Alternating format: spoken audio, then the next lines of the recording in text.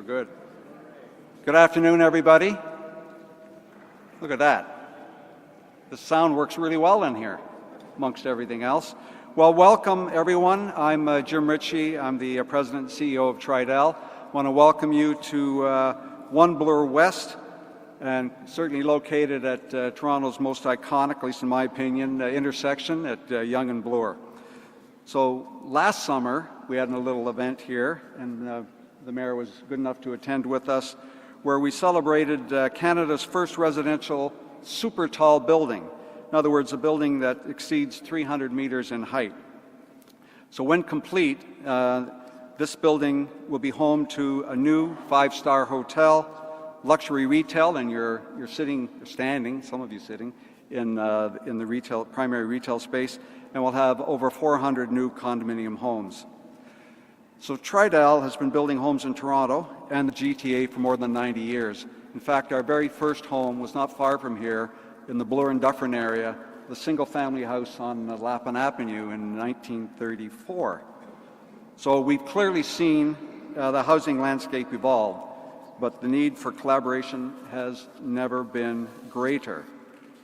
So today I want to acknowledge the leadership across all three levels of government and your commitment of support for the housing industry. We certainly appreciate the shared focus on increasing housing supply, making homes more affordable, supporting jobs in the construction sector, most importantly, and eliminating red tape, making it faster and easier to get projects approved. We've heard that before, so we got all the right people here. That kind of partnership is essential if we're going to deliver more homes of all types at a pace our communities need. So, Premier Ford, delighted to have you here today. Federal Housing Minister Gregor Robertson is right here. From the Ontario government, we also have Minister Solomon.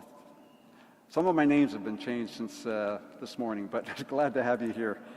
From the Government of Ontario, of course, Minister Peter Bethlenfalvy, Minister Rob Flack. We have, of course, an entourage from the City of Toronto led by Mayor Olivia Chow. I want to thank you all for being here today and for your continued commitment to tackling the challenges that we face today in housing.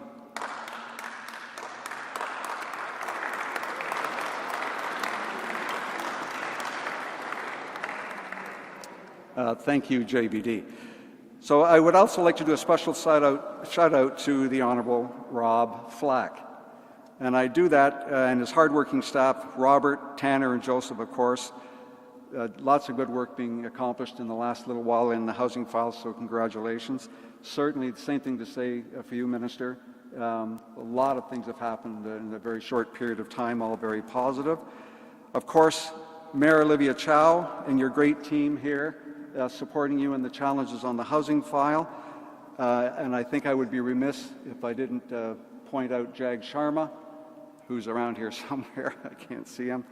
And of course, Jen Chan, always being available to our industry to listen and being accessible.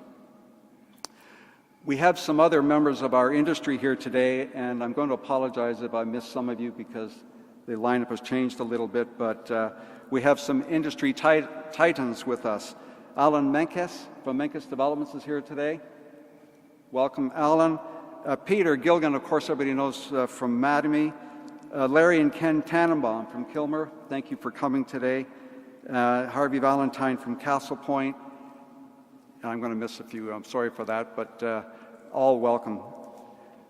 So, having said all of that, it's my great pleasure to introduce you to our very first speaker, the City of Toronto Mayor Olivia Chow.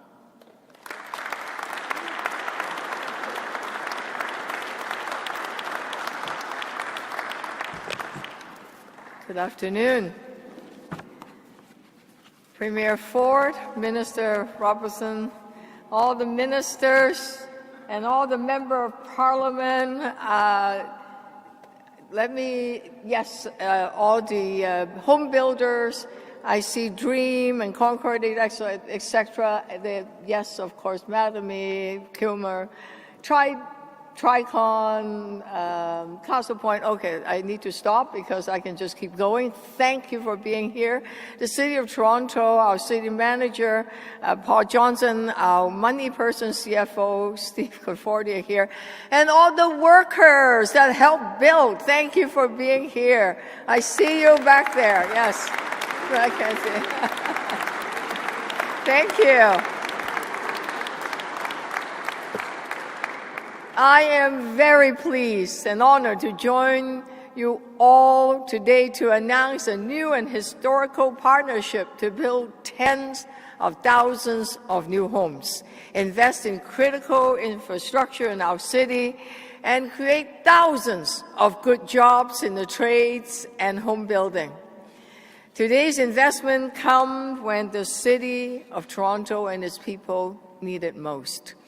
In uncertain times, when people are worried about what the future might bring, they need to know that their government is on their side, providing stability and strength. We need to build more homes, especially homes that people can afford, build better public transit and roads to keep people moving, build bigger water pipes to serve new neighborhoods. And it's only possible when all three levels of government and the building industry work together. I remember having a meeting, actually it was the building industry, the home builders that said, Mayor, you need to bring the federal and the provincial government together in one room to talk about what we need to do together, and that's exactly what happened. Minister Flack and Minister Robertson, thank you for coming together, and we thought that it's really important for us to invest in the city and lower the cost of building.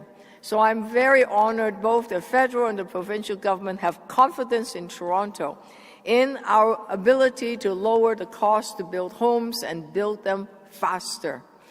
And today's announcement, reduce development charges across the board. The bigger the units, the more affordable it is to build. Whether you're building condos, rentals, sixplexes, it will be faster processes, no delays, no red tape. Together, we are making it much more affordable to build homes. And yes, you don't even need to apply this as of right. The city will add even more incentives on top of today's announcement to get more affordable homes built faster. I am reopening the immensely successful city's purpose-built rental incentive program. Builders who make 1 in 5 units affordable get 100% of their development charges waived. That is up to 10,000 units. Tens of thousands of Torontonians will have new homes built right here in Toronto. They will also get better roads, public transit, and good basic infrastructure. As a municipality, we've been doing our part to lower the cost of building and relentlessly cut red tape. Since 2024, the City of Toronto has cut over $1.2 billion in development charges, taxes, and fees to get thousands more homes built. More affordable units and multiplexes are being built as a result. That translates to 7 out of 10 projects being built right now in the city, supported by the city during this housing downturns. We've also transformed how fast we approve housing. For decades, Toronto was slower than almost anywhere else. Now, through our Development Review Division, projects are approved 80% faster, from 3.5 years down to less than 8 months, and we're not done yet. We're going to cut that by 50% sometime in mid-August, saving builders time and money and getting people into affordable homes faster. As housing starts slow in this difficult market, today's provincial and federal funding will help jumpstart home building across the spectrum. That's exactly what is needed now. I want to thank the provincial and the federal government for their partnership. and for the recognition that municipalities have limited financial means. So whether you're looking for a home or you're a tradesperson worried that jobs are drying up, today's announcement will bring relief. More homes, more jobs. All three levels of government pulling together, building, delivering for people.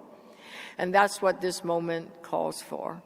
As always, Toronto is ready to build. So let's get building.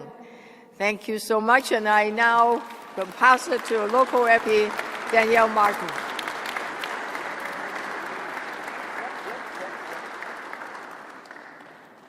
Merci, bien, bonjour à tous et à toutes et bienvenue au cœur de University Rosedale. Welcome to the heart of University Rosedale.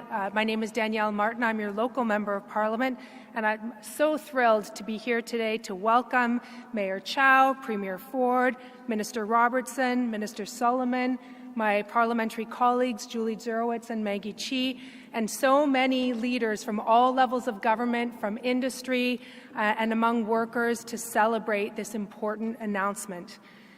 This is such an important day because we all know that here in Toronto, we need more homes and we need them fast, which means that governments at all levels have got an obligation to create the tools and the incentives necessary to make it easier for our partners to put those shovels in the ground. And no level of government and no industry partner can do that alone. It's a job that requires coordination and collaboration across all levels of government. So I know that people in University Rosedale, all across this wonderful city of Toronto and across the country, will welcome today's news and see that we are working together to get things done for people. It's my pleasure now to introduce Minister Gregor Robertson, Canada's Federal Minister of Housing and Infrastructure, to share more about today's announcement and our government's commitment to working across all levels of government towards this shared priority. Thank you. Minister Robertson.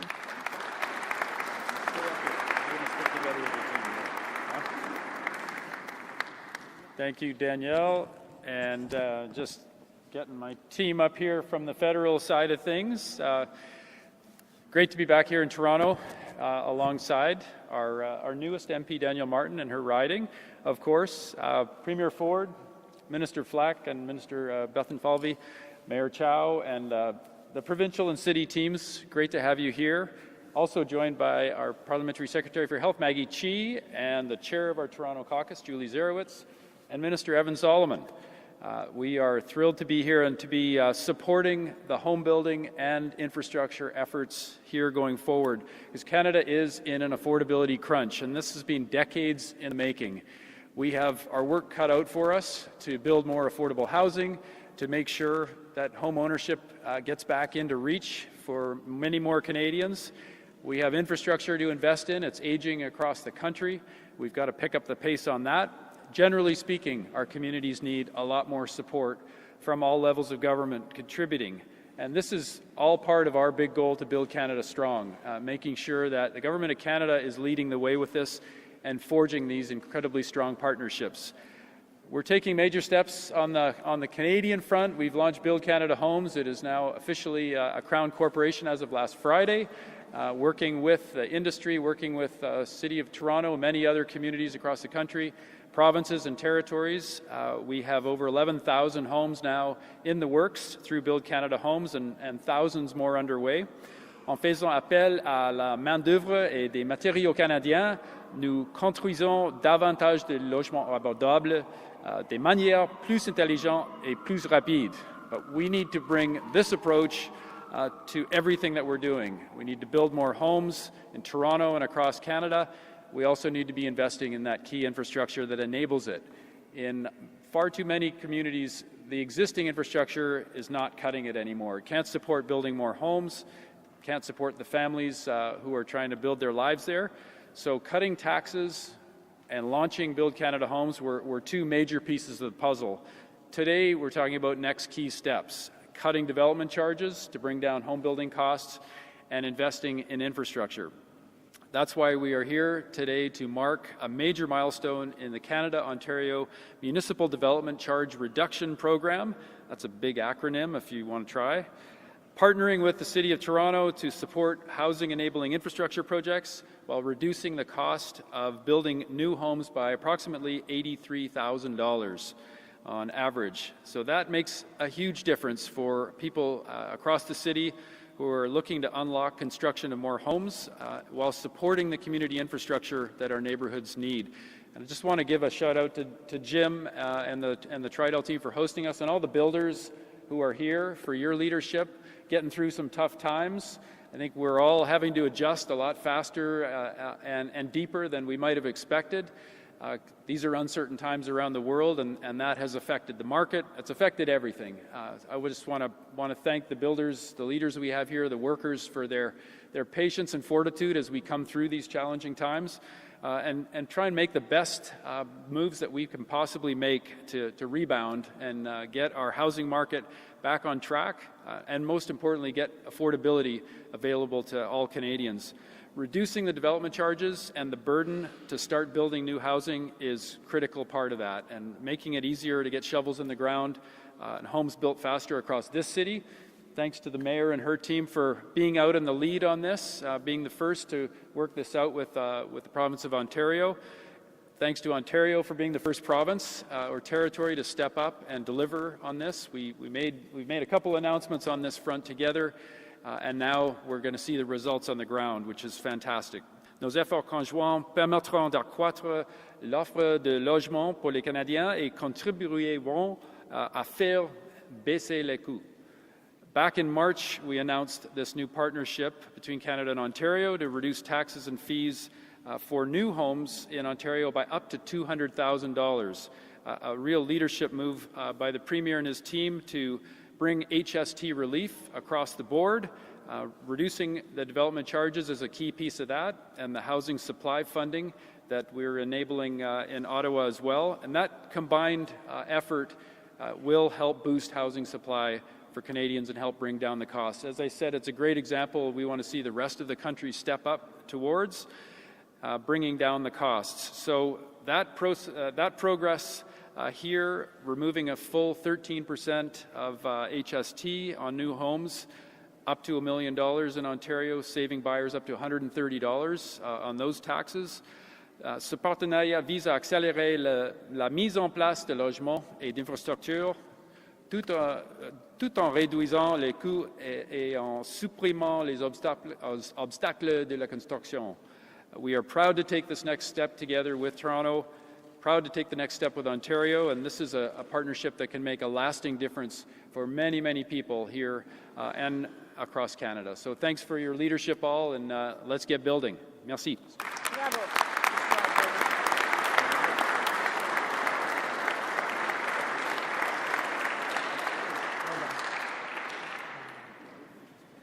Well, thank you, Minister Robertson. I just want to acknowledge, Premier, you've got one of the deepest benches I've ever seen in politics, and I'm usually not for being hyperactive about these things, but Minister Flack, Minister McCarthy, Minister Graydon-Smith, thank you for being here. I just want to point out Minister Raymond Cho. Thank you for your 35 years of elected office service. Isn't that remarkable?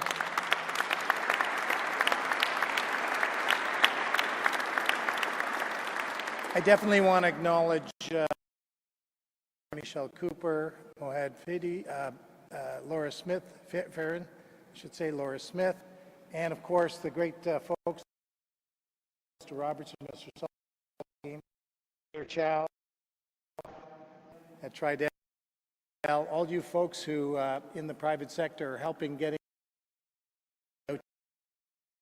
of all the people of Ontario. So thank you for your support. Premier, you're going to get a lot of introduction in a second, but of course, I just want to say as well, Minister Flack and Mr. Robertson, you worked really well together.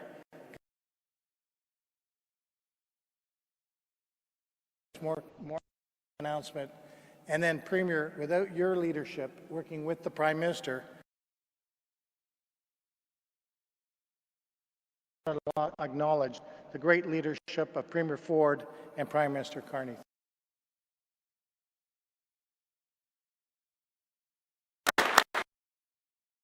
Mayor Chow, of course, you're leading the charge here in Toronto.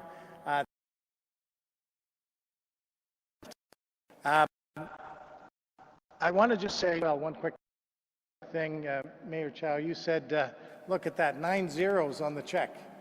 I had to correct her, there's 11 zeros on the check, because I go 2 decimal count the pennies. But we're doing this because we know that people, workers, and families continue to feel the pressure of economic uncertainty and high costs.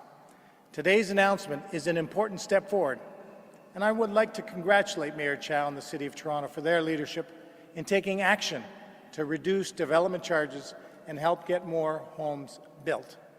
We know that housing affordability remains one of the biggest challenges facing Ontario families.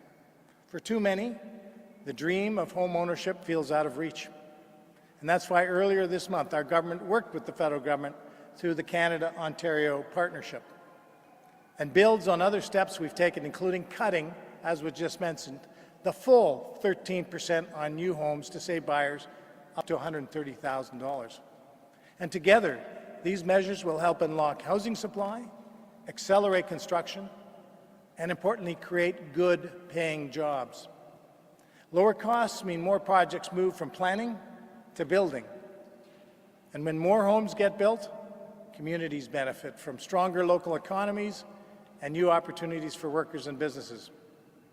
We have a plan to protect Ontario and build a more competitive, resilient, and self-reliant economy. These times call for that. Nous avons un plan pour protéger l'Ontario et bâtir une économie plus compétitive, résiliente et autosuffisante. One that not only helps us build a stronger Ontario with more homes and better infrastructure, but one that holds greater opportunity for future generations of Ontarians. I'll now pass it over to our fantastic Housing Minister, Mr. Robert Flack. Thank you. Well, thank you, Peter. And thank you, Peter, and thank you to all my colleagues here today. I won't name everyone again. It's been done a few times, but your support here today, Jim, especially for hosting. It really is great to see such great enthusiasm and support for this announcement today. It is great to be here today for such an exciting announcement alongside federal, provincial, and municipal partners. It really is coming together of all levels of government and support from our local MPPs. Undeniably, as Peter just said, Ontario is in the midst of a serious housing affordability crisis. Home ownership shouldn't be a reality for some and a dream for others. Change is needed, and friends, change has arrived. Over the past year, I've heard loud and clear that it takes too long, Christina, takes too long, and it costs too much to build homes in Ontario. In response, we have passed 3 critical pieces of legislation. As most of you know, most of you are part of the advocacy to get those passed. Together, they work to reduce the regulatory burden and cost of building in Ontario. However, we've recognized that those measures alone were not enough to kickstart this housing economy. That's why we signed, as Minister Robertson just said, the Partnership to Build in March, a partnership that made the HST rebate on new homes possible, along with delivering over $8.8 billion for housing-enabling infrastructure projects. While this development reduction program itself was open for just a very few weeks, we have had tremendous amount of uptake. In fact, more than the $8.8 billion. Minister, I'm not coming back to the table for more. Relax. Well over 100 municipalities have applied for funding for infrastructure that will get homes built. Over 100. The Development Charge Reduction Program, along with the HST rebate, are game changers for the housing sector in Ontario. Together, they will deliver savings of up to $200,000 on new homes in cities like Toronto. So, Mayor, that's called affordability. Now, we know very well why municipalities levy development charges. They've been an important tool used to pay for this critical infrastructure, but they become overly inflated in some municipalities. This funding stream is intended to support participating municipalities through reductions while ensuring that they can complete such needed infrastructure projects, shovel-ready projects, ready to go. The housing sector does not exist in a silo. It has sweeping impacts across our entire economy, and we are keenly aware of how important it is to keep healthy, strong, and within reach for every Ontarian across this province. Housing affordability needs to be on the menu, and it is. For that reason, we will continue working with all government partners and industry stakeholders to create the conditions to drive the housing economy and keep workers on the job. Together, we are building a stronger and more prosperous Ontario. I appreciate everyone's time and attention, and yes, as Peter said, Premier Ford has done a wonderful job, and I think this is a great example of federal-provincial cooperation. And partisanship aside, we got it done for the betterment of Ontarians, the betterment of Canadians. So with that, I'll turn it over to our Premier, Doug Ford.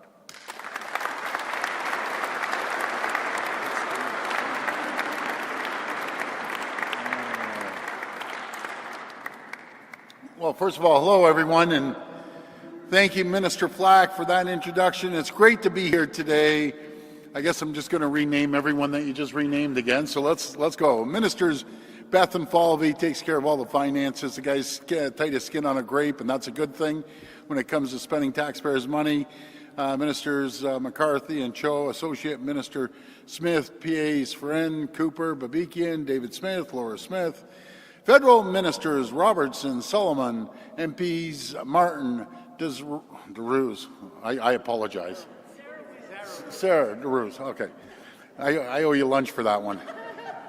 Mayor Chow, Jim Ritchie, CEO of Tridel, and all the other elected officials, along with many of the industry leaders who are building Ontario. It's also great to see all the members from LiUNA, Local 183.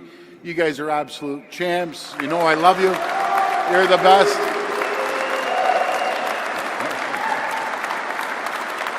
Oh, boy.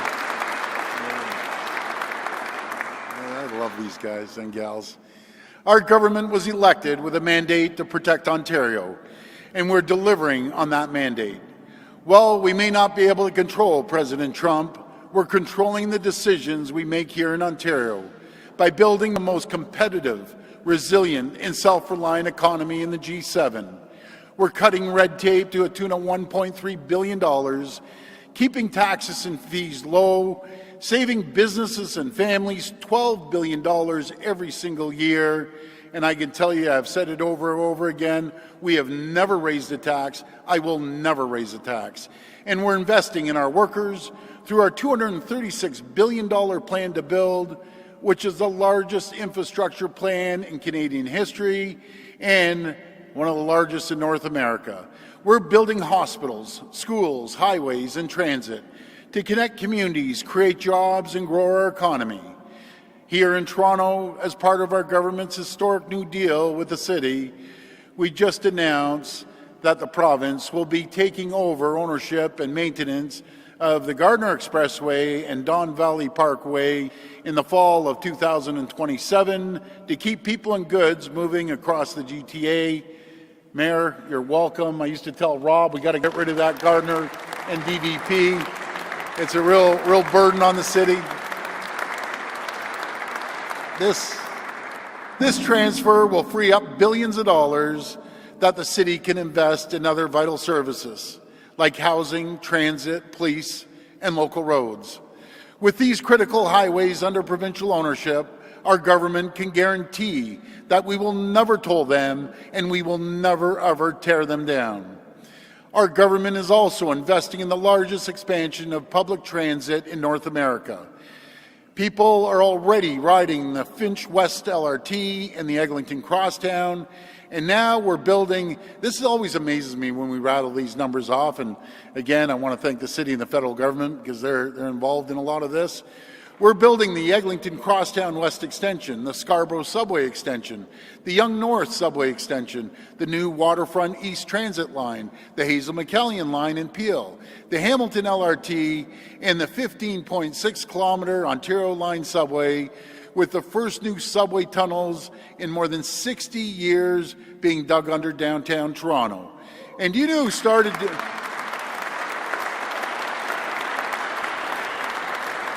You know, to my great LiUNA brothers and sisters there, Joe Mancinelli, which is an absolute champion, You know, he told me the stories when they first started building subways. Guess who was building them? LIUNA members. So that's a matter of fact. I think Joe's father was one of them. And as we build, we're using Ontario steel, lumber, and any other Ontario products we can so that Ontario tax dollars support Ontario workers. As part of our plan to make life more affordable, we're working with all levels of government to keep the dream of home ownership within reach for hard-working families across Ontario.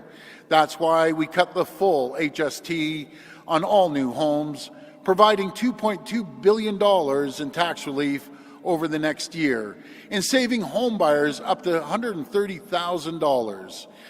We're already seeing the impact of this tax cut with home sales in the Greater Toronto Area up more than 300% when compared to last year, which is helping thousands of workers in the construction sector get and stay on the job.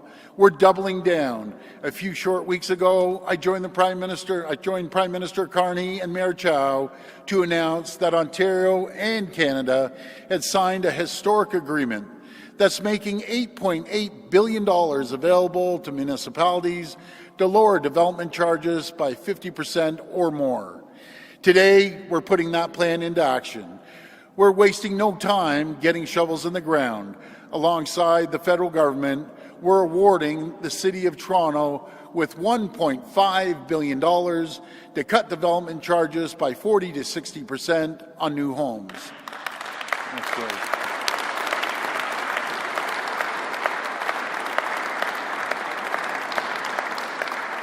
So doing so will support the construction of 44,000 new homes and lower costs by $83,000.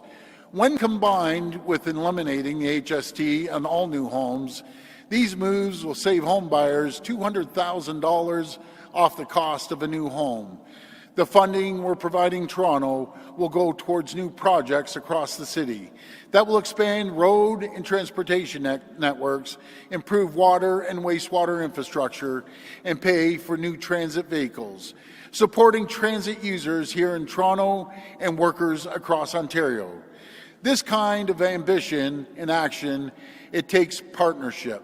It takes collaboration, it takes cooperation, it takes communication, partnership with the federal government, partnership with municipalities, partnership with workers, and partnership with home builders.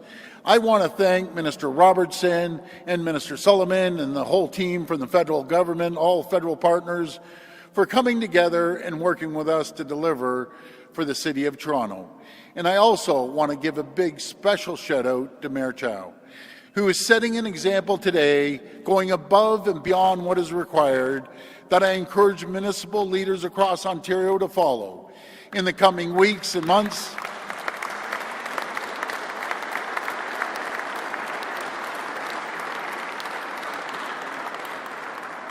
Thank you for blazing that trail, Mayor. You're doing great. Our government will continue working with municipal partners to unveil more agreements, to cut taxes and fees on more homes, to keep the dream of home ownership within reach for hardworking families in every corner of our province. Thank you, and may God bless the people of Ontario. Thank you so much. We will now take questions from the media. Media can come to the microphone and state their name and outlet. Just a reminder, the format is one question and one follow-up. First question. Hi, Premier. Tina Yazdani with the Trillium. Premier, Angus Reid Institute recently released a poll ranking you Canada's least popular premier. You called the poll fake. The firm has now apparently sent you a letter demanding that you correct the public record. Are you going to correct it, or do you stand by what you said? Well, let me tell you about polls, and I'm sure you're going to get other polls that show different. I saw different polls, but I'll tell you one thing. If the election was held today, we wouldn't just form a majority, we would form another massive majority, a supermajority as we call it, that no one's ever done in the history of Ontario. Matter of fact, no one's ever done it 3 times and popular vote goes up. That's what we're focused on. I'm going to tell you the reason why. we're going to get reelected, and polls only count on election day. We're the only government that has never raised taxes. We're the only government that's cut taxes by $12 billion. We've eliminated the sticker on the back of the vehicles, saving people a couple $100. We eliminated the tolls on the 412, 418, and part of the 407, saving people $7,500. We put together a plan that's called One Fare, so you can hop on the GO train in Barrie and come down, hop on the TTC on one fare, saving people and transit riders over $1,700. We announced the HST with great partners from the City of Toronto and all municipalities, along with our great partnership with the federal government. We're tough on crime. We're leading the country when it comes on being tough on crime, hiring tough on crime judges, hiring more prosecutors, working with the federal government. I want to thank the federal government for bail reform. Thank you for getting that done as well. We've created more jobs in the last 2 months than any other jurisdiction in North America. I should repeat, not we didn't create it, we created the climate and the conditions for 84,000 jobs in 2 months. When I told my counterparts in the U.S., they could not believe the numbers. And I couldn't help myself but tell them per capita, we created 681% more jobs than 350 million people in the U.S. We have 16.3 million. So that's what we're going to do. We're going to keep, and I could go on for another hour if you want, but I know you have a lineup of other tough questions about polls. But do you know what I'm happy about today? I'm happy that people are going to now be able to afford a home, not just here in Toronto, but across the province, and that's the reason. Do you want me to give you the numbers? You watch the numbers come out. Okay, 41% PC, 27% provincial Liberals, exclude the federal, they're doing well. Provincial Liberals and NDP is 21, and the Greens are 7. So anyways, I don't care about polls. The poll that counts is on election day, and that's going to be a few years down the road. But thank you for that very good question.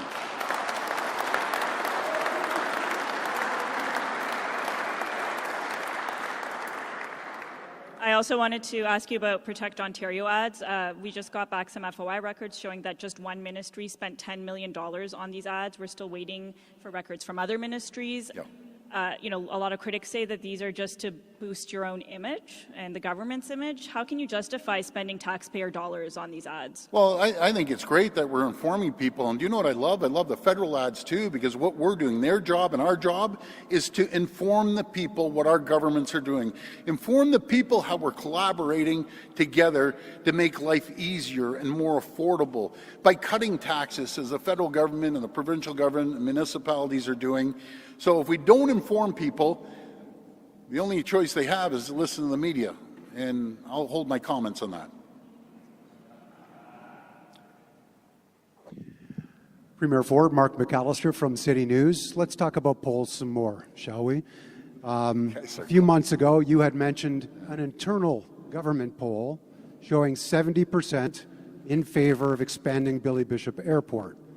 Those numbers, however, were actually gathered at the end of November last year. Since then, in April, there's been another poll from Liaison saying 49% are opposed to the work.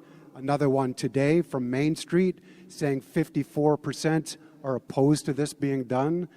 Have you done any surveys since taking over the operation or moving in on it and making all the claims about expanding yourself? Well, again, you can talk about polls and who's doing them, who's right, who's wrong. We know it's very popular because there's going to be thousands and thousands of jobs doing this. It's going to create convenience and opportunity for people to land here at beautiful Billy Bishop and go down to the largest city in the country, one of the largest cities in North America. It's going to boom the economy. It's going to drive up the economy. But do you know what it's also going to do? It's going to allow convenience, and it's going to allow competition for lower fees. Rather than go up to Pearson Airport and stand in line 3 hours before the flight and it costs a lot more, they're going to be competitive fees. Just watch how popular it's going to be. And all we're doing is moving it over 100 yards, expanding the runway for safety as well. So it's absolutely critical we get this done. We're the only large city that doesn't have two airports. but we'll have 2 airports that will allow more people to come and visit us and spend their tourist dollars and business dollars right here in Toronto. You stand by the notion that the public is supporting this, though? Like Again, I stand by it because we've been out there, we've been talking to people. Again, you know, you can go out and talk to any pollster you want. I know the real numbers, and the real numbers are, let's start moving on this, and we'll go from there. But thank you. And it's going to allow the Portlands to develop. There was a guy back in 2011 said we should build up the Portlands. Now, since we're moving the runway over a little bit, now they're going to be able to have higher density, create more housing in the Portlands. Hi, Premier. Laura Stone, Globe and Mail. Can you address what happened at Ford Fest last week? You were booed off the stage. You couldn't really spend any time there. And then a couple of your members, one of whom is here, posted a photo. It didn't show any of the protesters. It showed them all in blue shirts, and you called it a success. So, I mean, can you address the allegation that you're trying to rewrite history here? No. So, first of all, folks, Ford Fest has been around for 31 years. And there's no elected official that can gather thousands, and in the entire country, by the way, thousands and thousands of people to come here. Am I disappointed that, they dropped off 4 busloads of protesters and were very vulgar language, using the F word every 10 seconds in front of little kids and family, intimidate thousands of our supporters, and then the best of all, they ate the hamburgers and ate the ice cream while they were protesting. So, something, Ford Fest was created to come and have a family barbecue that's carried on for 31 years. Am I disappointed? Yeah, I'm disappointed that they came in and used vulgar language and tried to disrupt it. But they were there for about an hour, and then they left, and everyone had a great time. And it's just disappointing they'd use those tactics in front of young little kids and family that were just, and then intimidating them too. But I've always said, everyone's welcome at Ford Fest. It's the largest family barbecue in the entire country, always will be. We're going to continue doing it next year. And I apologize for the families that were sworn at, intimidated, and insulted. Do you view the reaction to you as representative of how the public is starting to feel about you? We've heard about the polls. I know you dispute you love this, that, don't but you? I mean, folks, let me cut to the chase here. All you've done is attack me since I've been up here. We announced $1.5 billion. I ask you one thing. We know the numbers. I've told you the numbers. I've actually sent you numbers to take a look at. So let's go from there. And I don't call when you load 4 busloads of those folks out there shouting and screaming, moving forward. And the ironic thing is, I don't even negotiate it. We upped $400 million for the services that we send to service providers, and guess what? They negotiate. I don't negotiate. But the good news is, they told me they signed deals with 10 other locals, which is good, and we'll sign the rest. But I don't get involved in that. But thank you for that question on the building homes. It's not an attack to ask you about a public event that happened and to question you about that. It's not an but I just want to tell you, the buses were dropped off. You saw the buses on purpose. First time in 31 years to disrupt a family barbecue that's grown into thousands. The lovers outnumbered the 4 busloads 10-1, easy. And when I got calls after, telling me all the stories, how they were sworn at in front of their kids, insulted, and it's really sad. But they made sure that they ate those burgers and drank their drinks and had their ice cream. I'm glad they enjoyed themselves as well. Hi, Premier. Siobhan Morris from CTV News. I did want to ask you, this was intended for your Minister of Finance, but if you want to take it, by all means.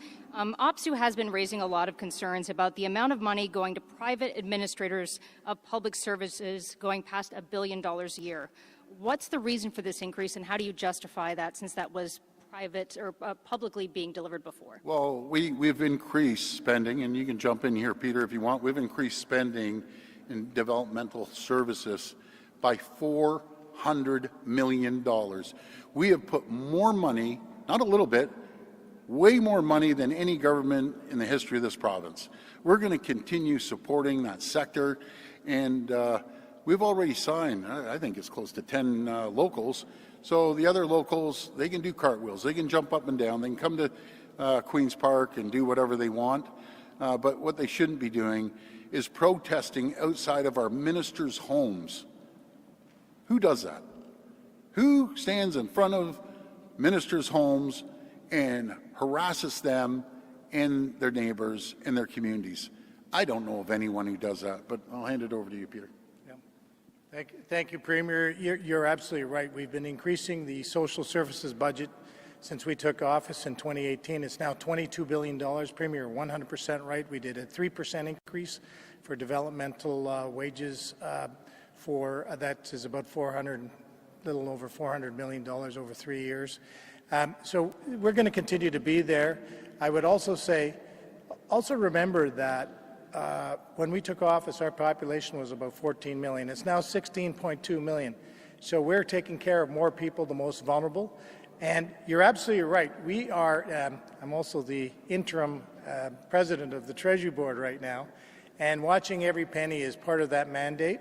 And we want to make sure, and we've got a program, and I mentioned this in the budget in 2026 in March, that we are going to look at all the system and the people that deliver the money to the frontline workers, so the social workers, the healthcare workers, the educators, to make sure that every single penny, as much as possible, can go to the benefit of the most vulnerable, to our patients, to our students.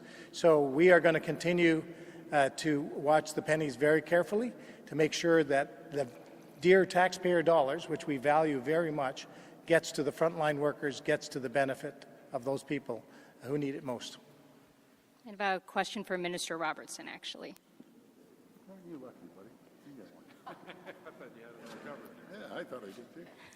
I'll just give the Premier a break. I wanted to ask you about the plan to buy up vacant condos in Vancouver. Is that something you're looking at doing in Toronto, and how do you justify using taxpayer money to bail out, as some people are describing, developers?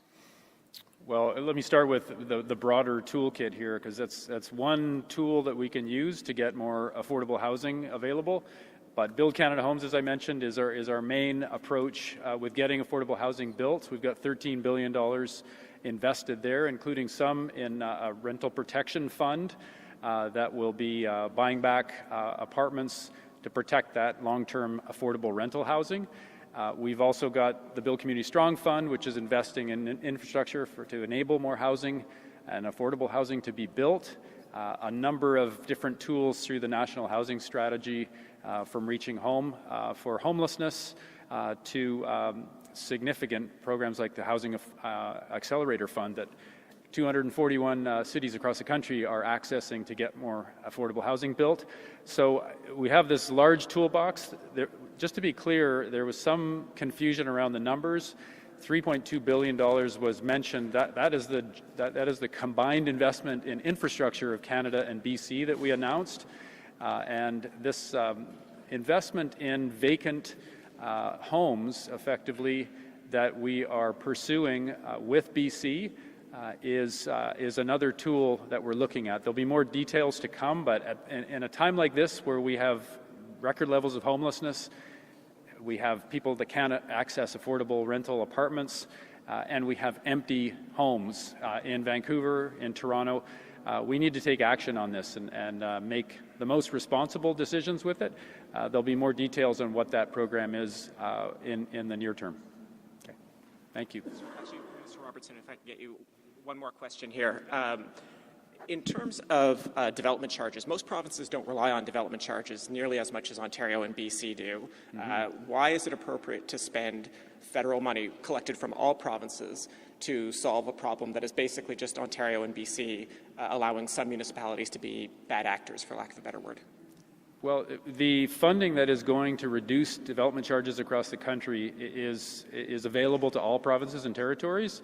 The formula is different for different provinces. Obviously, population factors largely in it, but also the condition of the housing market is an important piece of this puzzle. So obviously in Ontario's case, and BC's, there are very high development charges compared to the price of housing.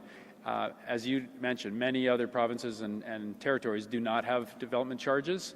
So the proportions are different across the different provinces and territories, and we're really focusing this investment in Ontario and BC, where the challenge is enormous with housing market, and ensuring that we get that market going again is good for all of Canada. Right now, it's impacting our economy. It's keeping people out of work. We got to get people back to work building. And at the same time, we need to be investing in infrastructure. All of this funding is going to infrastructure investments, building more infrastructure that helps us get more housing built. So we're tying these things together, and we're focusing on where the problem is the biggest here in the GTA and in Metro Vancouver. And Premier Ford, multiple other municipalities have in fact cut development charges before this program was announced. I'm thinking of Vaughan, Burlington, I think even Hamilton. Now Toronto is joining the ranks of cities that have cut development charges, but only after getting $1.5 billion. Are you worried that the lesson for other cities to draw here is that they should keep their development charges high until you come to the door with a big bag of money? Not at all. They're going to be supported. Vaughan's going to be supported, and anyone else that cut development charges. So we're going to take care of Mayor Del Duca and anyone else that has cut them earlier that led the way. Premier Ford, Sean Jeffords, CBC News. I want to also ask you about the program here today. You made an appeal during this press conference to all municipalities to step up and apply. There are some smaller municipalities in Ontario who have looked at this and said it's not worth the risk. And I wonder, they just can't afford to take the chance that they'll lose out on the development charges. They need that money. If they don't buy in, if the Stratfords, if the Amherstburgs don't buy in, frankly, is it just enough to get Toronto involved, or will we have pockets of the province that don't have housing as a result, or more housing? With housing, they need infrastructure, right? If they don't want to jump on board and take the money, this is a once-in-a-lifetime opportunity for people to move into their community, and once they build a home, they'll have new revenues come up. Isn't it amazing, folks, that the province has never, ever raised a tax? We've cut them by $12 billion, and guess what happened? We've seen $71 billion more up to the Queen's Park coffers. So you don't have to tax to get more revenues. You have to create the environment, which we have. We've seen over $222 billion of investment in our province. As the previous government chased 300,000 jobs out of our province, there's over 1 million more people working today that are paying taxes. This is economics 101. And I'm shocked that some governments, not all, but some governments, just don't believe in lowering taxes. I believe in putting money back into people's pockets. They're going to go out and do things they might otherwise not be able to do. Maybe put an addition on their home. Maybe save for down payment to buy a new home. Or as simple as going out for dinner. And you put money into businesses' pockets, guess what happens, folks? They invest it into their people, into technology, into infrastructure, into buying new equipment, and then they hire more people. Again, economics 101, and that's what we believe in.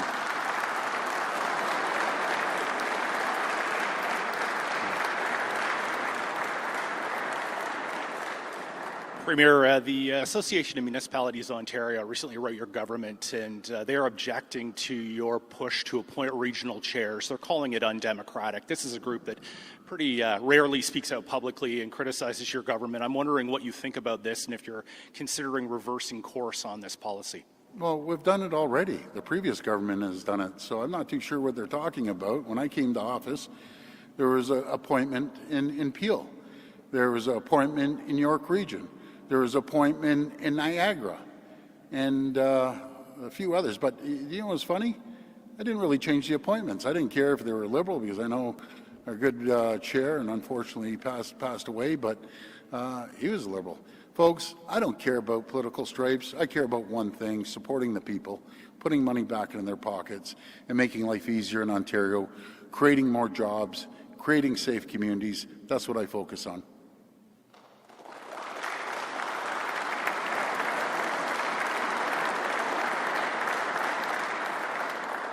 Good afternoon, Premier. Colin DeMello from Global News. So there seems to be a lot of positive reaction from the building industry related to the measures that you and the federal government have announced. I'm wondering, with all of this, the $200,000 in total discounts, will these measures get you to 1.5 million homes by 2031, or is that target no longer achievable?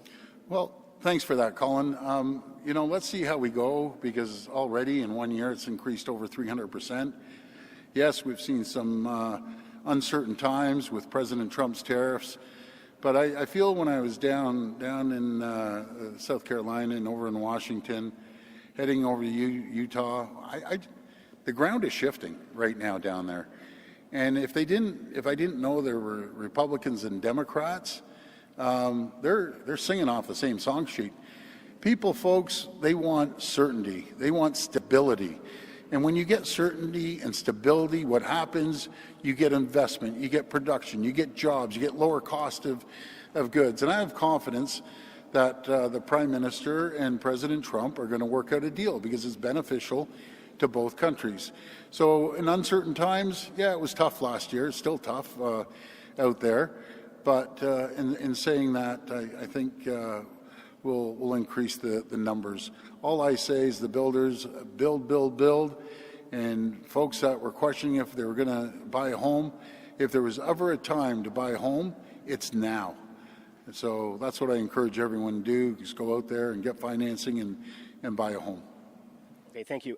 And on the other topic, I'm not going to argue with you about polling, but it seems like politicians in this country have a shelf life, and it seems to be about 8 or 9 years. From Stephen Harper to Justin Trudeau to Dalton McGuinty, all of them, roughly the 8-year mark, they started hitting the numbers that you're hitting now. Do you feel like Ontarians are turning the page on you, Premier?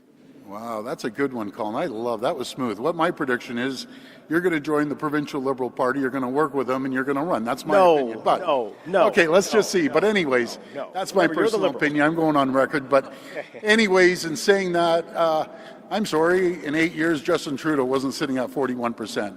And hopefully when a poll, because you're obsessed with these polls, when Abacus, a very reputable firm, comes out and says what I just said, and our polling company, unfortunately, last time they came out with positive numbers, you refused to post them. Absolutely refused to.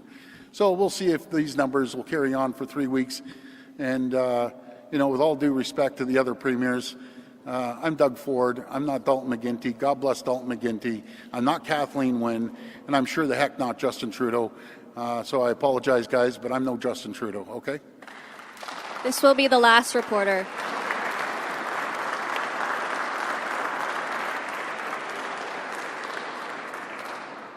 Hi, Premier. Liam Casey with the Canadian Press. I believe you'll be in attendance tomorrow to help Lake Constable Pinizzotto to rest tomorrow. Yeah, that's true. Wondering how you're feeling against the recent spate of violence against police officers. Well, first of all, my condolences go out to the families. My condolences go out to, the people that are in critical condition, the police officers. I've put a letter to Premier Lance, as the chair of COF, we're going out there, that we need an emergency meeting just on how we're going to protect our police officers. That hits home close to me. I have 3 son-in-laws that are police officers, but it also hits home to every single police service from coast to coast to coast. And we need to catch these criminals. We need to throw them in jail for life. And that's what we need to do, because this is devastating. If I'm not mistaken, there's 6 officers that have been critically hurt in ICU, and others have been absolute murdered, cold-blooded murder. So it's about time that we do everything in our power, all levels of government, to protect our police. And I'll do whatever it takes to make sure that we protect our police officers, because I absolutely love them. They put their lives on the line every single day, and I'll always have their backs, and I will never, ever waver.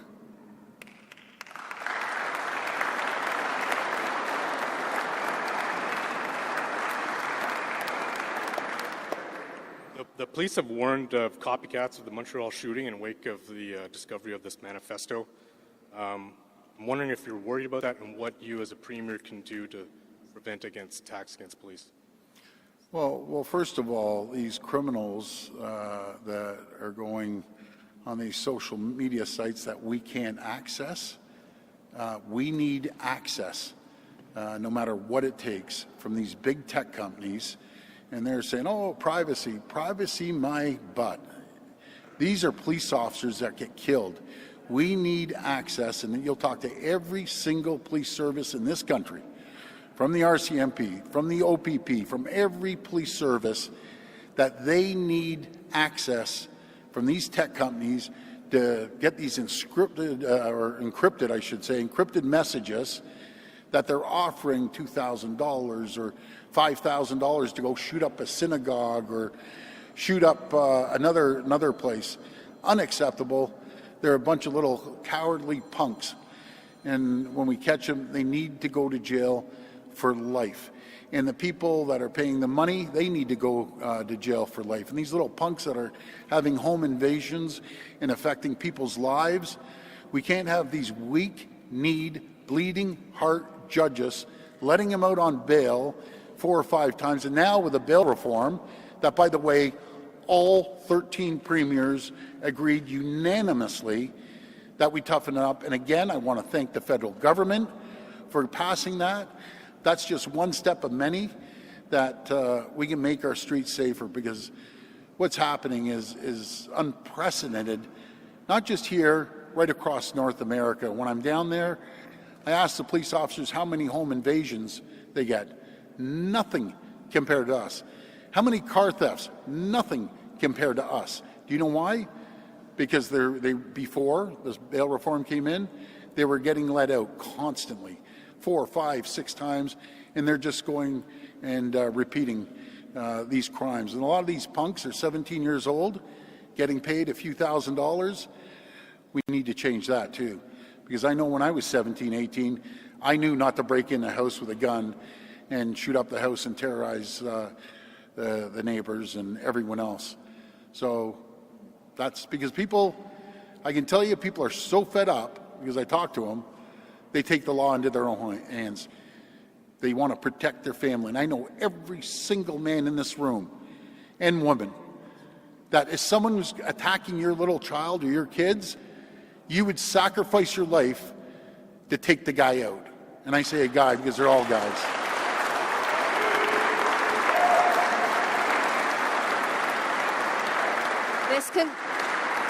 This concludes today's press conference. Okay, that's it. Okay, guys, thanks so much.